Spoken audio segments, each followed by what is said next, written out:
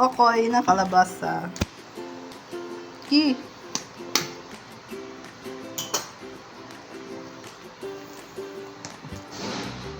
With kamay flavor. Dati kalabasa. Punasan mo lahat yan, Marco, ha? Lagot ka sa lola mo. Pag-ayusin mo na yan, Marco.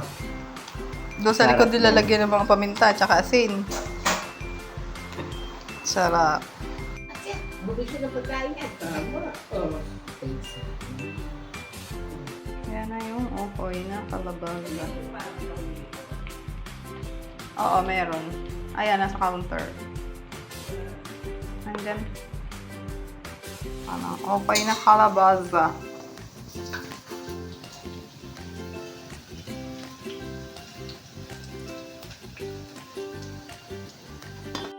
Kain tayo lang okoy na kalabasa. Hindi ka na nagprito ng isda, hindi na. Ano bang isda ang ipiprito?